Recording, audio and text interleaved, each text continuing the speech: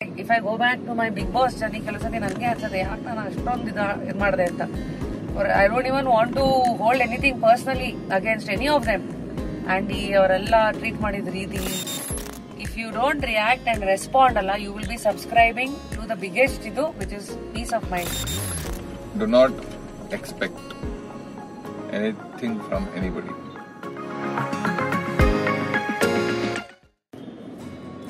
Hey guys, ಎಲ್ರಿಗೂ ನಮಸ್ಕಾರ. Welcome to another video of mine. This is one of the most important videos 2023 ಇದು learnings personally ನಮ್ಮಿಬ್ಬರಿಗೆ ಏನು ಅಂತ. So that probably brings on to the first learning of 2023. ಏನು ಜಾಸ್ತಿ expectation ಇಟ್ಕೊಳ್ದೆ selfless ಆಗಿ ಒಂದಷ್ಟು ಕೆಲಸಗಳು ಮಾಡಬೇಕು and should be kinder ಅಂತ, and to do selfless acts every now and then. Every now and then is important. ಹೌದು. It's not like you do it on your birthday or Christmas or New Year or once a year or Diwali. ನಾನಂತೂ ಮುಂದಿನ ವರ್ಷದಲ್ಲಿ resolution ಅಲ್ಲಿ ಅದೊಂದೇ ಇರೋದು, every day to do one ಅಂತ. ನಿಂದ ಹೇಳು. ನಂದು biggest learning is to listen when you are having a conversation. ಎರಡನೇ ಪಾಯಿಂಟ್, ಆರ್ಗನೈಸ್ಡ್ ಆಗಿ ಇರೋದು. ಇಲ್ಲಿ ತಲೆ ಹೇಗಿದೆಯೋ, ಮೆದುಳು ಇದು ಒಳಗಿಂಗಿದೆಯೋ ಹಂಗೆ ನನ್ನ ಹತ್ರ ಒಂದು ಡೈರಿ ಇದೆ. That is literally my physical brain. Okay, ಅದರಲ್ಲಿ ಪ್ರತಿದಿನ ರೇಡಿಯೋಗೆ ಏನ್ ಮಾಡ್ತೀನಿ, ಸೋಷಿಯಲ್ ಮೀಡಿಯಾಗೆ ಏನ್ ಮಾಡ್ತೀನಿ, ನನ್ನ ಟೀಮನ್ನ ಹಿಂಗೆ ಹ್ಯಾಂಡಲ್ ಮಾಡ್ತೀನಿ, ಎಷ್ಟೊತ್ತಿಗೆ ಸ್ನಾನ ಮಾಡ್ತೀನಿ, ಜಿಮ್ಗೆ ಹೋಗ್ಬೇಕಾ, ಬ್ಯಾಡ್ಮಿಂಟನ್, ಕ್ಯಾಟಗರೈಸ್ ಮಾಡಿ I maintain the whole year with that diary. Everything that I did was there. ಯಾವ ಕ್ಲೈಂಟ್ಸ್ ಹತ್ರ ಮಾತಾಡಿದೆ, ಅಥವಾ ಬ್ಯಾಡ್ಮಿಂಟನ್ ಸಂಬಂಧಪಟ್ಟಂತೆ ಅಪ್ಡೇಟ್ಸ್ ಆಗಿರ್ಬೋದು, ಅಥವಾ ಇವನ್ ಸ್ಮಾಲೆಸ್ಟ್ ಶಾಪಿಂಗ್ ಲಿಸ್ಟ್ ಏನಾರು ಇತ್ತಂದ್ರೆ, ಸೊ ಅಷ್ಟೊಂದು ಇದಿತ್ತು.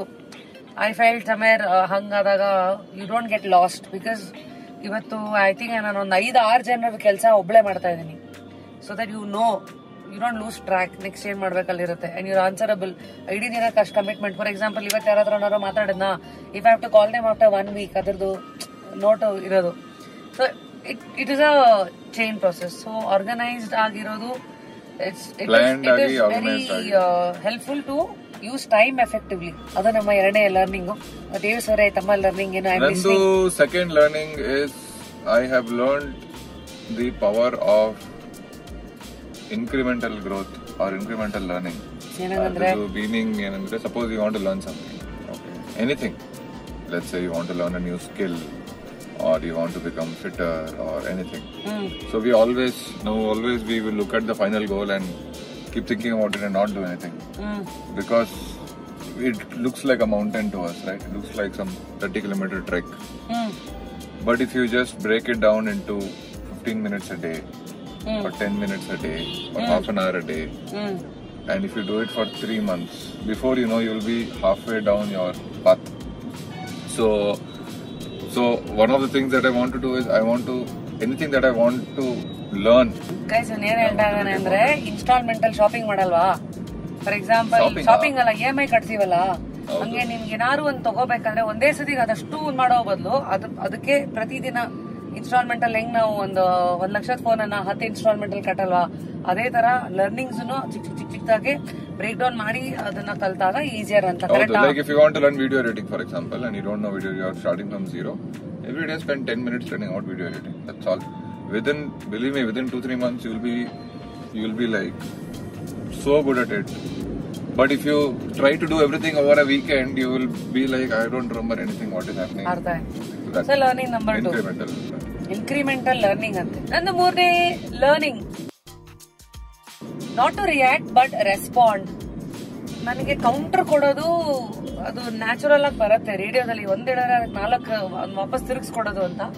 ಐ ಥಿಂಕ್ ಇದು ನ್ಯಾಚುರಲಿ ಕೆಲವರು ಇಂಡಿಯಾದಲ್ಲಿರೋ ಹೆಣ್ಮಕ್ಳು ಮಾಡಿದಾಗ ವೆರಿ ಬೋಲ್ಡ್ ಅಂತ ಒಂದು ಟ್ಯಾಗ್ ಬರುತ್ತೆ.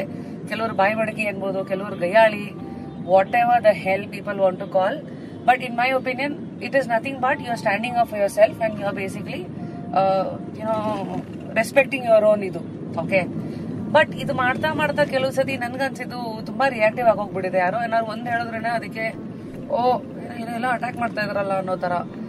ಸೊ ಕೆಲವು ಸತಿ ಅವರೇ ಜೆನ್ಯೂನ್ ಆಗಿ ಮಾಡಿದ್ರು. For example if I go back to my Bigg Boss journey, ಕೆಲವು ಸತಿ ನನಗೆ ಅನ್ಸುತ್ತೆ ಯಾಕೆ ನಾನು ಅಷ್ಟೊಂದು ಇದು ಮಾಡಿದೆ ಅಂತ. I don't even want to hold anything personally against any of them. ಆಂಡಿ ಅವರೆಲ್ಲ ಟ್ರೀಟ್ ಮಾಡಿದ ರೀತಿ. So today when I look it back ಅಲ್ಲ, I don't feel like reacting, I feel like responding. ಅವನ ಆಟ ಆಡ್ದ, ಅವನ್ ಏನೋ ಯಾರನ್ನ ಕೆಳಗೆ ಹಾಕಿ ಯಾರನ್ನ ಕೆಡದಾಗ ಟ್ರೀಟ್ ಮಾಡ್ಕೊಂಡು ಅವನ ಅಟೆನ್ಷನ್ ತಗೊಂಡು ಅವನ ಹಣೆ ಬರೋದು. But for me instead of reacting, ಈಗ ಅದು ಸೋಷಿಯಲ್ ಮೀಡಿಯಾದಲ್ಲೆಲ್ಲ ನೋಡಿದೆ. ಫಾರ್ ಎಕ್ಸಾಂಪಲ್ ಈಗ ಹೆಣ್ಮಕ್ಳನ್ನ ಆಂಟಿ ಇವತ್ತೆಲ್ಲ ರೇಗಿಸ್ತಾರೆ ಗೊತ್ತಾ ಡೇವಿಡ್, ಅವಾಗ ನೀನೇನೋ ಆಂಟಿ ಅನ್ನೋದು ನಿಮ್ಮಮ್ಮ, ಅದು ರಿಯಾಕ್ಟಿಂಗು.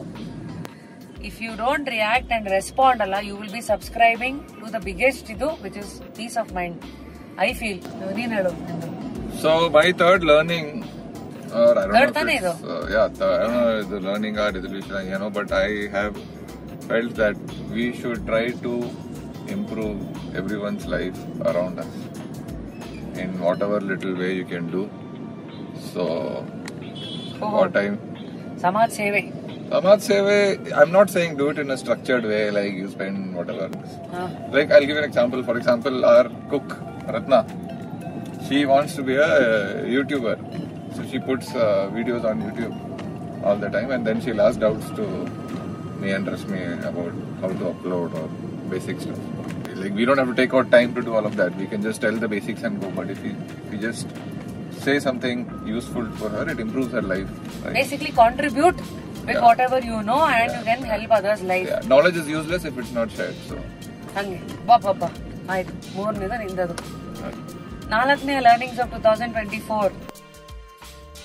ನಾವು ಯಾವಾಗ್ಲೂ ಈಗ ಉದಾಹರಣೆಗೆ ಮನೆಯಲ್ಲೇ ನಮ್ಮ ಮನೇಲಿ 4 ನಾಯಿಗಳಿರುತ್ತೆ. ಕೆಲವು ಸತಿ ರೇಡಿಯೋ ಶೋ ಏನೋ ಮಾಡ್ತಾ ಇರ್ತೀನಿ, ಅಲ್ಲಿ ರಾಕಿ ಬೊಗಳ್ತಾ ಇರ್ತಾನೆ, ನಾನು ಇಲ್ಲಿ ಕೂತ್ಕೊಂಡು ಕಿರಿಸ್ತಾ ಇರ್ತೀನಿ, ಡೇವಿಸ್ ಅದ ನಾವು ಕರೆಕ್ಟಾಗಿ ಒಂಚೂರು ಹ್ಯಾಂಡಲ್ ಮಾಡೋಕ್ಕಾಗಲ್ವೇನೋ ಏನೋ ನೀನು ಅಂತ. ಸೊ ಈ ಥರದೆಲ್ಲ ಒಂದಷ್ಟು ಎಕ್ಸ್ಪೀರಿಯನ್ಸಸ್ಗಳಾದ್ಮೇಲೆ ಒನ್ ಡೇ ಐ ಸೈಡ್ ಇವನ ಮೇಲೆ ಎಗರಾಡಿ ಇವನ್ ಎಕ್ಸ್ಪೆಕ್ಟೇಷನ್ ಇಟ್ಕೊಳ್ಳೋ ಬದಲು ನಾನೇ ಹೋಗಿ let me take charge and let me do it ಅಂತ. You are only responsible for it, nobody is own to come and save you, so you take charge ಅನ್ನೋ ಒಂದು biggest lesson is what I learned.